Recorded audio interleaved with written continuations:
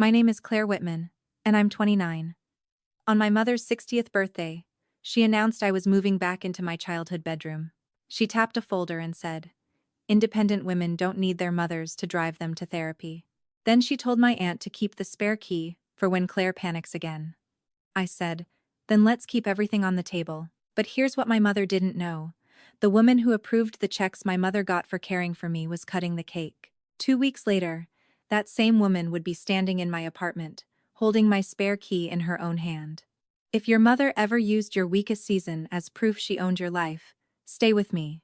Like, subscribe, and listen closely. Let me take you back to the first time my mother learned how profitable my pain could be. My mother, Diane Whitman, did not look like a villain. That was part of the problem. She wore soft sweaters. She remembered birthdays. She brought casseroles in glass dishes with blue lids and wrote Bible verses on sympathy cards in beautiful handwriting. People at church called her devoted. People at the bank called her patient.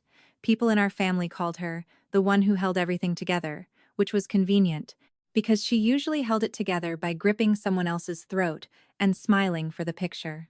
I was 26 when my life cracked open. My engagement ended 3 weeks before the wedding. My father had a stroke that same spring. Then the small marketing firm where I worked folded without warning, and I spent 2 months waking up at 4 in the morning with my chest tight and my hands cold. I went to therapy.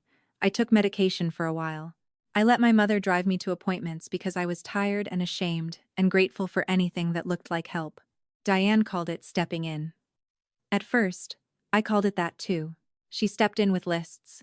She stepped in with phone calls. She stepped in with a spare key, just for emergencies. She stepped in with a shared calendar, then with my pharmacy reminders, then with my doctor's office forms. Every step came wrapped in concern. "You know how you get when you're overwhelmed," she would say. "I'm just making sure nobody drops the ball." The ball, apparently, was my adulthood. She liked to carry it in public. The first time I noticed the money, I was standing at her kitchen counter, looking for a charger in the junk drawer. A white envelope from the county office sat under a stack of grocery coupons. My name was printed on the top line. Diane came in so fast she nearly hit the cabinet with her hip. She slid the envelope under her palm and said, "That's nothing you need to worry about." Then she laughed. Not a nervous laugh. A little bright laugh, like I had reached for a cookie before dinner. I was 26 years old. She still had a way of making me feel 8. I asked her what it was. She said it was paperwork for family support. She said she had done me a favor. She said there were small monthly checks available for people who helped adult relatives manage care after a crisis. "It's not charity," she said. "It's recognition." Recognition became her favorite word. She had been recognized for driving me, recognized for organizing me, recognized for keeping me safe. When I asked why I had never signed anything, she said, "You were not in a place to handle forms." She said it gently. That made it worse. For the next year, Diane told the story of my breakdown better than I did. At church lunches, she would touch my shoulder and say, "We take it one day at a time." At family dinners, she would correct me if I said I had driven myself somewhere. "Now, honey," she would say, "let's not rewrite history." If I showed up alone, she acted relieved in front of people, as if I had crossed a highway barefoot and survived. If I made a joke, she said humor was a good sign. If I got quiet, she said we were watching for withdrawal. My actual life became background noise. Her version got the microphone. My father saw more than he said. His name was Robert, and after the stroke, words cost him effort. He could still write. He kept small notes on yellow pads by his recliner. When I came by after work, he would point at the coffee table and tap the pen. I thought he was just keeping track of bills. I did not know he was keeping track of me. Dad died the following March. It was quick at the end. Too quick for all the things we had not said. After the funeral, my Aunt June pulled me aside in the church basement while everyone else ate ham and potato salad. Aunt June was my father's older sister. She was also the person our family trusted with forms, estate details, and anything that required calm hands. She pressed a sealed brown envelope into my purse and said, "Your dad wanted you to have this when you were ready." I asked what it was. She said, "Proof that you were doing better than your mother said." Then she squeezed my hand once and went back to washing serving spoons. For months, I did not open it. I wish I had a better reason. I do not. Grief makes strange little locked rooms inside you. I paid rent. I went to work. I drove myself to therapy. I bought my own groceries. I changed the oil in my car. I did all the ordinary adult things Diane kept describing as impossible. Still, that envelope stayed in the drawer under my winter scarves. Because opening it felt like admitting my father had been protecting me from my own mother while he was dying. Diane did not slow down after he died. She got smoother. She began introducing herself as Claire's primary family support. She corrected relatives who called me independent. She told my cousin Melissa that I was high-functioning on good days, as if I were a toaster with unpredictable wiring. She asked for copies of my apartment key twice. When I refused, she said, "You're confusing privacy with safety." That sentence worked on people. It sounded wise if you did not know it was a leash. The first hard push came that winter. I had just gotten a new job at a small design studio in Columbus. It paid enough for rent, insurance, and the little freedoms nobody claps for. I bought a used desk. I put my medication in my own bathroom cabinet. I took my mother off my pharmacy notifications. 3 days later, Diane called during my lunch break and said, "The support office needs updated information." I asked what support office. She paused for half a second. Then she said, "The one that helps me help you." I went cold. Not loud. Cold. I asked her to send me the name of the office. She said it would only upset me. I asked again. She said, "Claire, this is exactly why I handle these things." That was the moment I understood the shape of it. She was not just telling a family story. She had built paperwork around it. Somewhere, in a file I had never seen, my mother had written herself into my life as the responsible adult, and me as the problem she managed. That night, I opened my father's envelope. Inside were copies of rent checks I had written from my own account, therapy appointment cards with my initials beside them, pharmacy receipts paid with my debit card, oil change slips from a garage across town, and 12 yellow notes in my father's careful block letters. One said, "Claire drove herself." Diane said she drove. Another said, "Claire wanted no help." I respected it. A third said, "Diane asked me to say Claire was still unstable." I refused. I sat at my kitchen table until the tea in my mug went cold. I did not call Diane. I called the support office. The woman on the phone was polite in the way people are polite when they know they are about to tell you something ugly. She could not give me every detail without an appointment, but she confirmed enough. Diane had been receiving monthly family support money connected to my name. The amount was $2,400. The file described transportation help, medication oversight, safety access, and ongoing family supervision. The woman said, "Your mother is listed as the caregiver contact." I said, "I am not being cared for by my mother." Then I heard my own voice steady itself. "I need copies of whatever I'm allowed to request." The next morning, Diane appeared at my apartment with muffins. She did not knock like a visitor. She used the spare key she was not supposed to have anymore.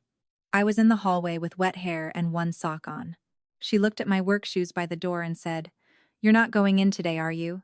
I said, "Give me the key." She smiled like I had told a cute joke. "Sweetheart, keys are for emergencies." I held out my hand. She put the muffin bag on the counter instead. I did not yell. I took the bag and set it outside the door. "The key," I said. Her face changed then. It was small. Most people would have missed it. The softness left first. Then the concern. What stayed was the woman who did not like losing a tool. She reached into her purse, moved things around slowly, and said, "Aunt June thinks I should keep it." I said, "Then Aunt June can tell me that herself." Diane's mouth tightened. "You know, your father would be heartbroken to see you treating me like a threat." That was a dirty card. She played it clean. I let the sentence sit between us. Then I said, "Dad kept notes." Diane blinked once. Just once. She recovered fast. "Your father was sick," she said. "He got confused." That told me the notes mattered. It also told me she had known he was watching. She left without giving me the key. She took the muffins with her. Practical woman. That afternoon, I called Aunt June. I expected her to be surprised. She was not. She was quiet for a long time, and then she said, "I hoped your mother would correct herself before you had to." I asked her what that meant. Aunt June said she had approved the family support request after Diane told her I needed temporary help. She had not known Diane kept renewing it. She had not known about the spare key. She had not known Diane was still describing me as unable to manage transportation or medication. I approved a bridge, she said. I did not approve a cage. I asked her why she had not warned me sooner. She took the question without flinching. Because your father asked me to wait until you had proof in your own hands, she said. He was afraid if we confronted Diane too early, she would make you look unstable for objecting. That sounded exactly like my father. Slow, careful. A man who measured twice because he had watched my mother cut people down with a smile. The support office mailed me copies over the next 2 weeks. Not everything. Enough. Diane had signed statements saying she drove me to appointments. She had written that I required reminders to remain compliant with medication. She had checked a box saying family access to my residence was necessary for safety. On one form, under client resistance, she wrote, Claire sometimes insists she is independent before she is ready. I read that line 3 times. Not because it was hard to understand, because it was so calm. She had turned my own progress into a symptom. That same week, Diane invited me to her 60th birthday dinner. She called it small. My mother's small meant 18 people, 2 folding tables, and enough witnesses to make disagreement feel rude. She said Aunt June would be there. She said my cousin's geeks would bring her kids. She said Pastor Elaine might stop by after evening service. Then she added, almost lazily, it would be nice if you wore something cheerful. People worry when you dress in all black. I looked down at my navy sweater and laughed once. She could make even Cotton testify. I told Aunt June about the dinner. Aunt June said, bring the envelope. I said I did not want a scene. She said, neither did your father. Then she gave me a date. Monday at 9 in the morning. That was when Diane's next renewal would be processed if the family support portion stayed signed. Aunt June had called the office herself. She had requested her own records. Her paperwork was separate from Dad's envelope, and it showed the same problem from the other side. Diane had kept using Aunt June's early approval as if it were a permanent blessing. That detail changed the room. Until then, I had thought Diane had stretched the truth. Now, I saw the structure. My mother had taken 1 frightened season, 1 temporary approval, 1 dead husband's silence, and 1 daughter's shame, and she had built herself a small income with a moral halo on top. $2,400 a month. A spare key. Public sympathy. A reason to enter my apartment. A reason to speak over me. A reason to call control love. I spent the next several days sorting paper. Not dramatically. No wine. No late-night revenge board with red string. I used sticky notes from a drugstore and a black pen that smeared if my hand got damp. Rent checks went in one pile. Therapy cards went in another. Pharmacy receipts went behind the medication forms. Dad's yellow notes went into clear sleeves because my hands shook when I touched them. Aunt June brought her support review copies on Thursday evening and sat across from me at the kitchen table.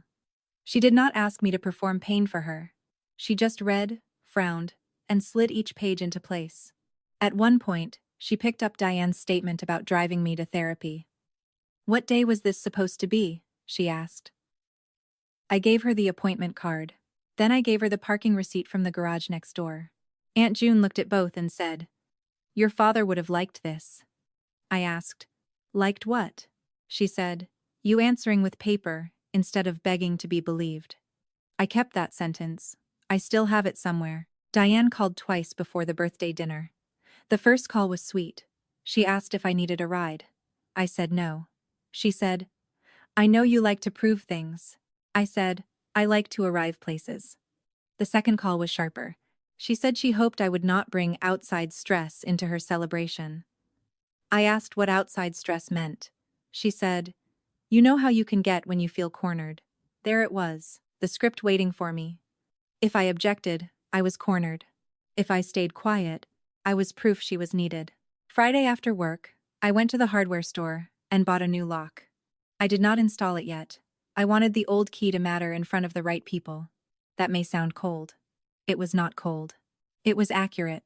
For years, Diane had made private control look like public care. I needed the public part to finally tell the truth. On Saturday, Aunt June came over before the dinner. She wore gray slacks, small pearl earrings, and the expression of a woman who had already decided where she would stand.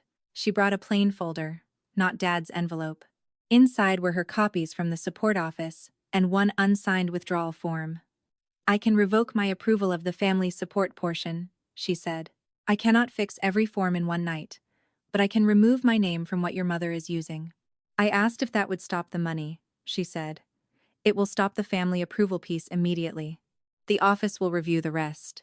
Then she looked at the spare key on my counter, the new lock still in its package beside it, and said, "We should let her show everyone why it matters." Diane's house smelled like roast chicken and lemon furniture polish. That smell used to mean Sunday. That night it meant witnesses. Cars lined the curb.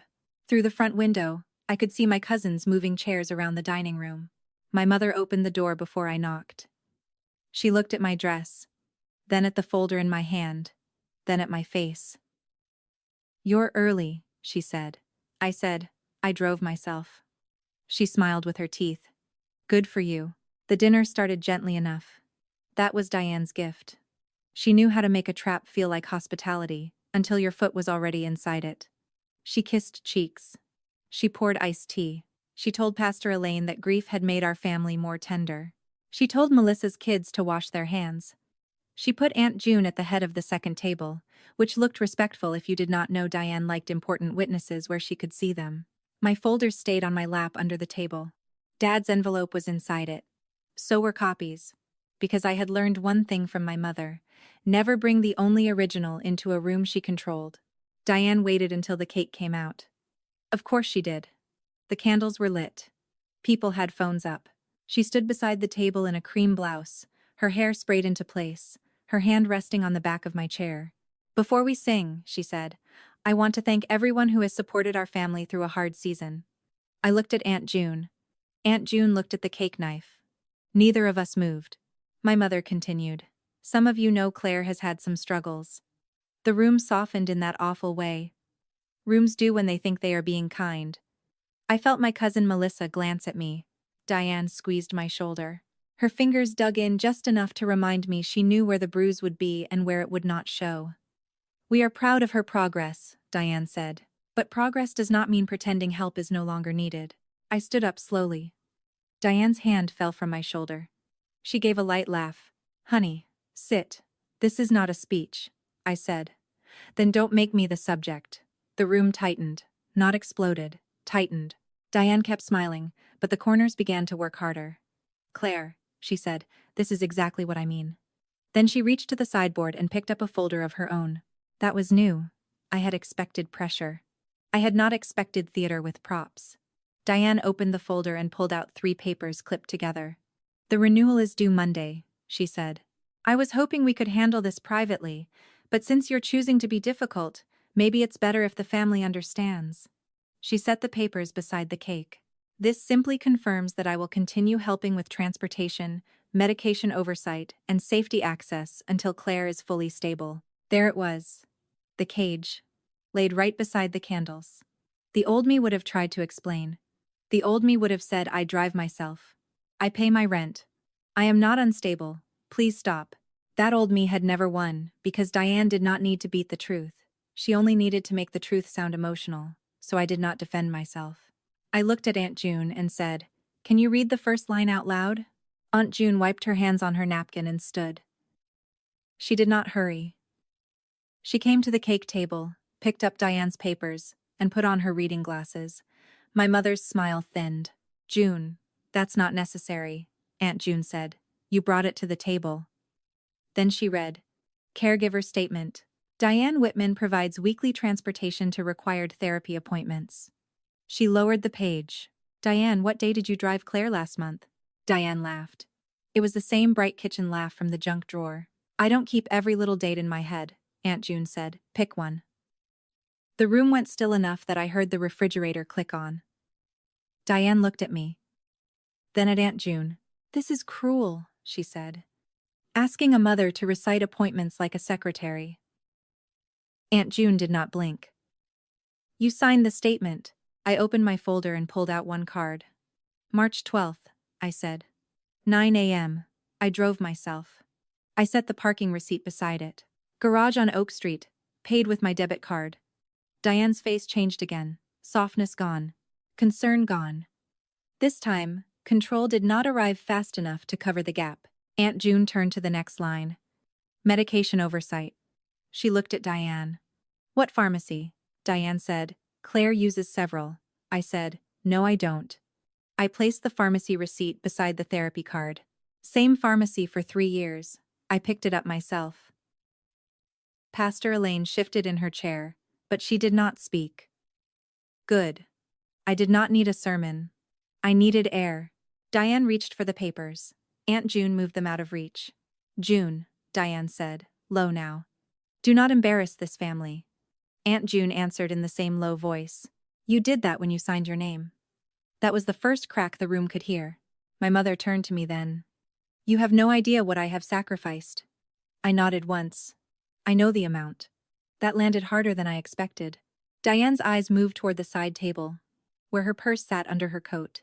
I wondered if she was thinking about the key, or the checks, or both.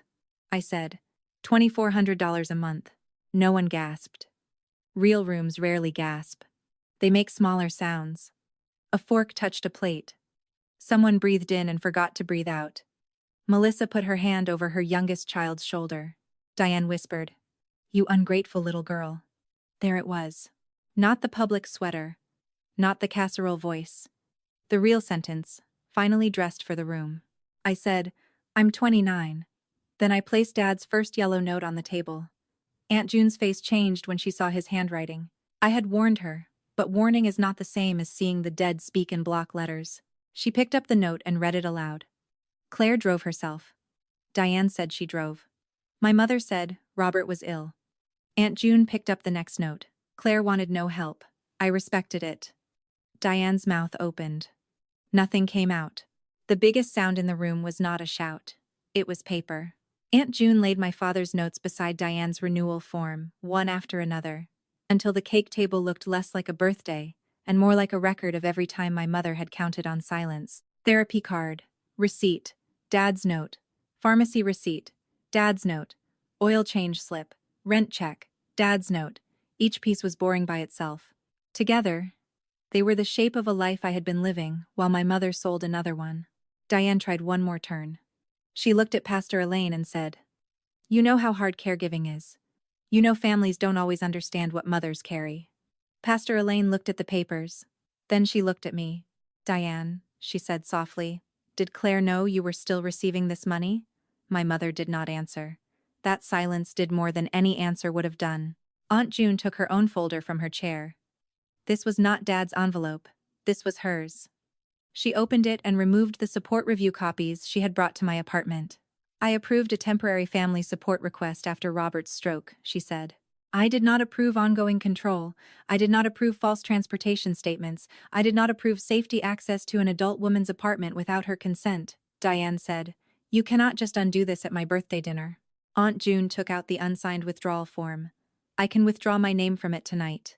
She signed it on the cake table. Blue ink. Slow hand. No speech. Then she took Diane's renewal page and wrote void across the family approval section in large block letters. My mother made a sound I had never heard from her before. It was not crying. It was smaller and angrier than that. A sound from someone watching a door close from the wrong side. I said, I won't be signing that. Diane stared at me. For a second she looked old. Not helpless. Just caught without the costume. Then she said, You'll regret humiliating me. I said, I brought receipts. You brought an audience. That was the only sharp thing I let myself say. It was enough. Aunt June turned to Diane's purse on the side table. Give Claire her spare key. Diane looked around the room as if someone might rescue her. Nobody moved. She walked to the purse, opened it, and dug past a lipstick, a checkbook, and a folded church bulletin. Her hand shook when she held up the key.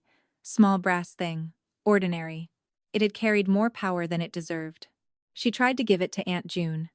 Aunt June shook her head. To Claire. Diane's jaw worked. She put the key in my palm without touching my skin. I closed my fingers around it. The metal was warm from her hand. That bothered me more than I expected. The candles had burned down into the frosting. Wax made little dents in the white icing. Nobody sang. Diane looked at the ruined cake, the papers, the key in my hand, and Aunt June's blue void across the page. She understood then. Not all of it. Maybe not the moral part. But she understood the useful part. The renewal would not go through the way she planned. The family approval she had been waving around was gone. The woman who made her look legitimate had just removed her name in front of the room. I put Dad's notes back in my folder. Not all of them. I left copies on the table. Diane watched my hands. She had spent years telling people mine were too shaky to manage my life. That night, they were steady enough. I did not stay for cake. That detail bothers some people when I tell the story. They want a clean ending with one more speech, one final tear, one family member standing up and saying what everyone should have said years earlier. Real life is cheaper and stranger. I walked out with my folder, my key, and Aunt June beside me. In the driveway, she stopped under the porch light and put her hand on my arm. "Your father would be proud," she said. I said, "I wish he had told me sooner." She nodded. "So do I." When I got home, I changed the lock. I did it badly at first. The screws slipped twice. The plate sat crooked. I had to watch a video on my phone with the volume low because my hands were tired. At 11:43 p.m., the new lock clicked shut. That sound was not poetic. It was hardware doing its job. Sometimes freedom is just metal lining up correctly. Monday morning at 9, Aunt June faxed the withdrawal form from the UPS store near her house. She sent me a photo of the confirmation page. No hearts, no drama, just a timestamp. By noon, the support office called me. They confirmed the family approval piece had been withdrawn and the file was under review. They asked if I wanted to remove Diane as contact for transportation, medication, and safety access. I said yes 3 times. The woman said she could hear me clearly. That mattered more than she knew. Diane called at 12:17. I did not answer. She left a voicemail with the old softness back in place. "Claire, we need to talk before this gets out of hand." Out of hand meant out of hers. I saved the voicemail. Then I emailed the office a copy of Dad's notes, the receipts, the appointment cards, and the key photo Aunt June had taken at the dinner. I did not write a dramatic message. I wrote dates, names, and what each page showed. My mother had taught me the value of paperwork. I had learned the lesson. Not the way she intended. The review took 6 weeks. During those weeks, Diane tried every door. She called Melissa and said I was spiraling. Melissa called me and asked one careful question. "Are you safe?" I said, "Yes. Do you want to see the papers?" She said yes. I sent them. She called back 20 minutes later and said, "I'm sorry. Not a performance. Just 2 words that did not ask me to make her feel better." I appreciated that. Diane called my workplace once. That was a mistake. She told the receptionist she was my emergency contact and needed to confirm my schedule. My manager, Nina, came to my desk with the message. I felt that old heat climb my neck. Then Nina said, "We don't confirm employees' schedules to parents." Simple sentence, clean boundary. I wanted to frame it. The support office removed Diane from my contact list.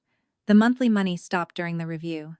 Later, she was required to return part of what she had received after the temporary approval no longer matched reality. I do not know every detail of her payment plan. End quote. I do know the new SUV disappeared from her driveway before Thanksgiving. I know she stopped mentioning caregiver burnout at church. I know people stopped asking me how I was doing in that careful, tilted head way. Some looked embarrassed. Some avoided me. A few apologized. Most people prefer a comfortable lie until the paper gets loud. Aunt June became my emergency contact. Not because I needed managing, because I chose her. That difference is the whole story. I gave her a spare key in a little hardware store envelope, and she held it like it was breakable. "I will never use this unless you ask or unless there is fire," she said. "Actual fire." I said, "Good standard." We both laughed. Small laugh, tired laugh, real one. Diane sent flowers 2 months later. White lilies. Funeral flowers, basically.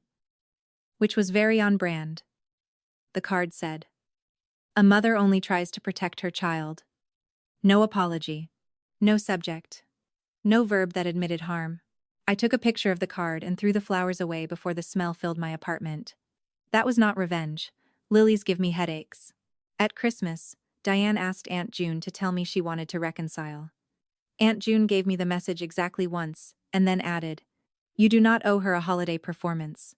I did not go. Diane sent a longer letter in January. She said she had been overwhelmed after Dad's stroke. She said the support money had helped with expenses. She said she had never meant to make me feel small. That phrase did a lot of work. Make me feel small. As if the problem had been my perception, not her key in my lock, her name on my forms, her signature under lies. I wrote back one page. I told her I would communicate only by email for necessary family matters. I told her she was not allowed at my apartment. I told her she could not call my workplace, my doctor, my pharmacy, or any office connected to my name. I told her if she wanted a relationship, she could start by writing one sentence that named what she did without turning it into concern. She never wrote that sentence. People ask if I miss her. That is the wrong question, but I understand why they ask it. I miss the mother I kept trying to create from the good pieces. The woman who brought soup when I had the flu. The woman who remembered that I liked extra cinnamon in apple pie. The woman who could sound so proud of me when nobody else was listening. Those pieces were real. They just did not cancel the rest. A warm hand can still hold a leash. I still go to therapy. I drive myself. I say that plainly because Diane made it sound like a confession. It is not. It is Tuesday at 4 p.m. It is a parking meter. It is a waiting room with old magazines, and a plant nobody waters correctly. It is my debit card on the counter at the pharmacy. It is my name on my own forms. Ordinary things become sacred after someone uses them to argue you cannot be trusted with your own life. Aunt June and I have dinner once a month now. Usually nothing fancy. Soup, sandwiches, whatever one of us is too tired to pretend is a real meal. Sometimes she brings one of Dad's yellow pads. Not the evidence pages, blank ones from a drawer he left behind. I use them for grocery lists. The first time I wrote eggs, toothpaste, trash bags on my father's paper, I cried so hard I had to sit on the kitchen floor. Then I got up and went to the store. Grief does not mind errands. It rides along. The last time I saw Diane in person was outside the county office, after the review closed. She was standing near the entrance with sunglasses on, though the day was cloudy. She looked thinner. She also looked furious, which made her look more like herself than the softness ever had. She said, "I hope you're happy." I said, "I'm free." She flinched as if I had slapped her. I had not raised my voice. That was the point. She said, "After everything I did for you," I said, "after everything you did to keep being needed." She looked away first. A bus hissed at the curb. A woman pushed through the office door with a stroller. Life kept moving around us, rude and useful. Diane said, "You'll need me someday." I said, "Maybe, but need is not permission." Then I walked to my car. Here is what I learned after the noise faded. Control rarely introduces itself as control. It calls itself worry. It calls itself sacrifice. It calls itself family. It says, "I know you better than you know yourself." It keeps a key because anything could happen. It signs a form because you hate paperwork. It tells a room you are fragile, then points to your anger as proof.